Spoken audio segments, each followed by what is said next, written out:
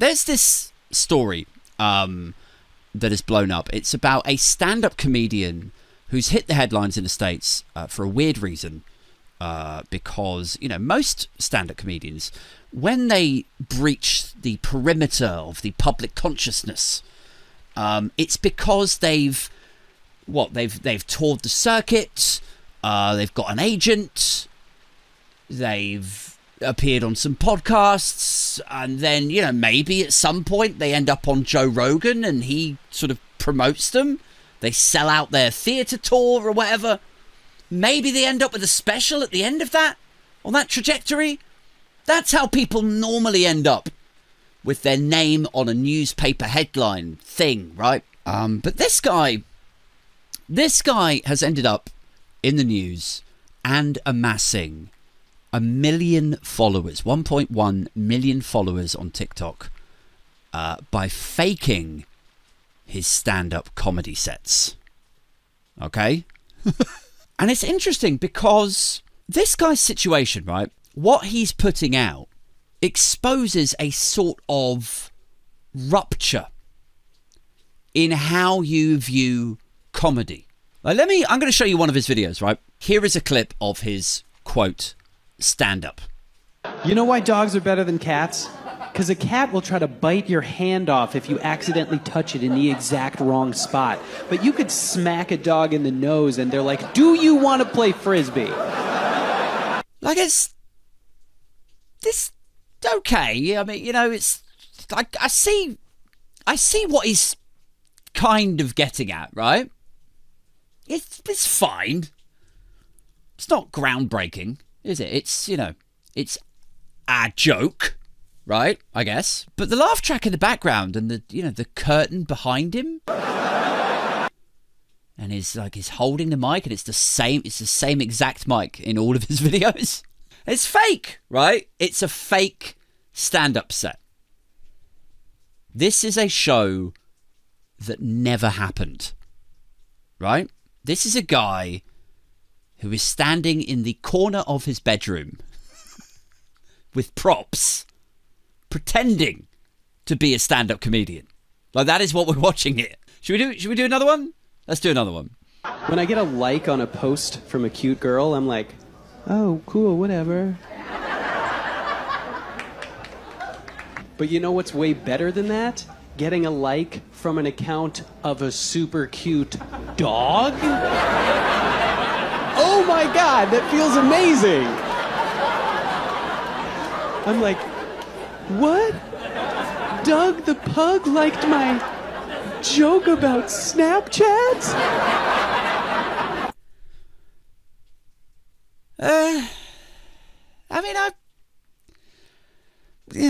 Anyway, so this guy, you know, he's put out a load of these now, right? These fake stand-up clips with his fake curtain and his fake microphone and his laugh track and stuff.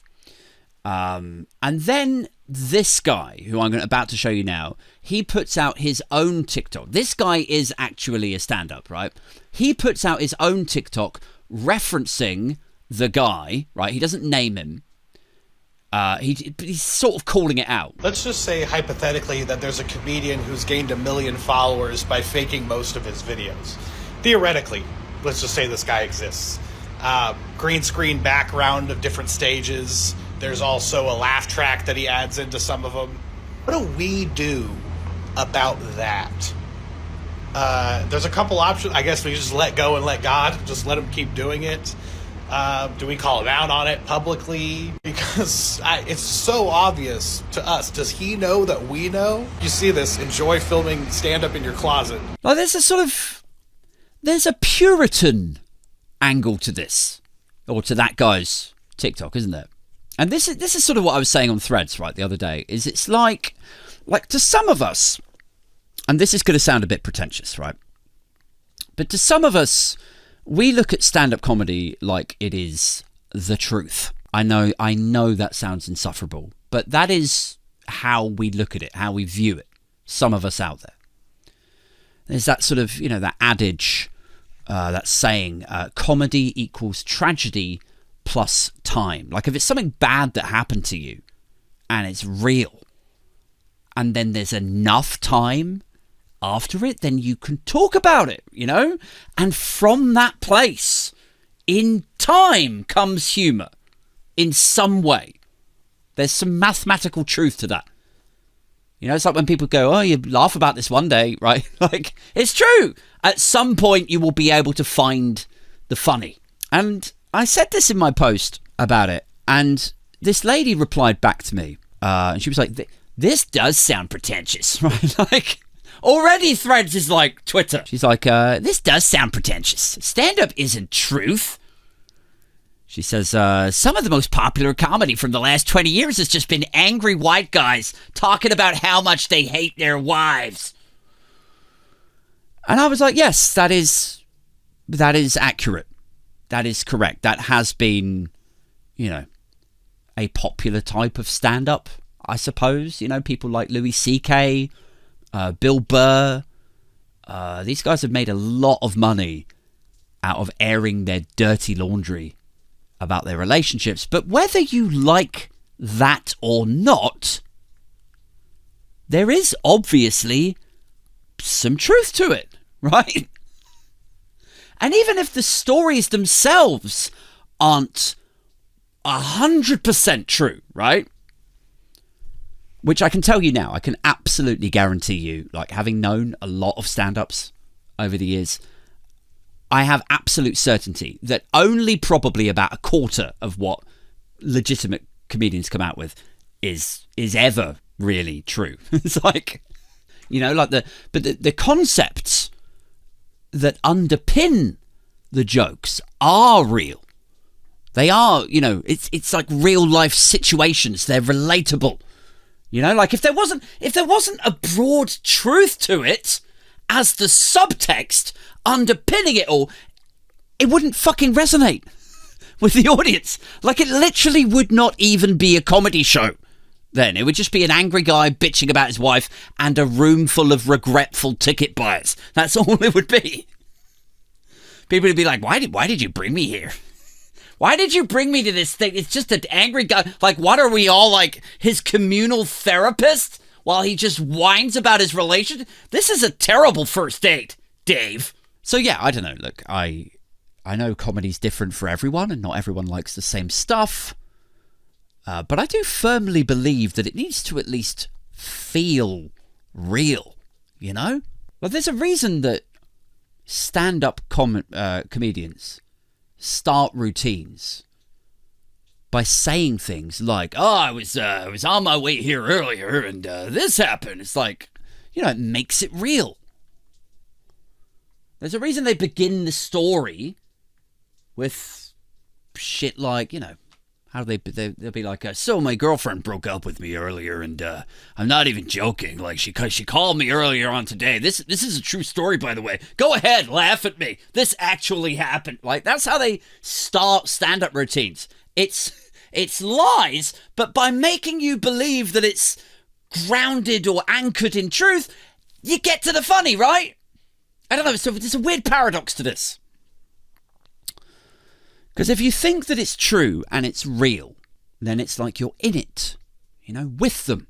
But I don't know how you extrapolate, you know, that transaction of real and audience and people believing what you're saying that is grounded in a broad truth that could resonate with other members of society. I don't know how you take that and then wrap that around this guy filming fake clips on his fake stage with his fake laughter. Like, it's a bit weird, isn't it? And there were some other comments on this thing.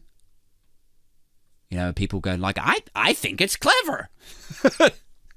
Like a supportive aunt kind of vibe. It's excellent marketing aid was another one. I got, you know, he's used social media. He's used it, aid. What was the other one they said? It's no different to sitcoms with laugh tracks when you think about it. How is it different to that, aid? It's no different to sitcoms with laugh tracks. Like, are you for real? Like, forget this guy's fake curtain and fake microphone and fake love. Are you for real? Well, it's just like a sitcom, really, isn't it? It's got the laugh track on a sitcom and it's the laugh track on this. How is it any different? I'll explain to you. I will explain to you why it is different. It's different because nobody thinks the character in the sitcom is real. Nobody is expected to believe that that scene is actually happening, you fucking moron.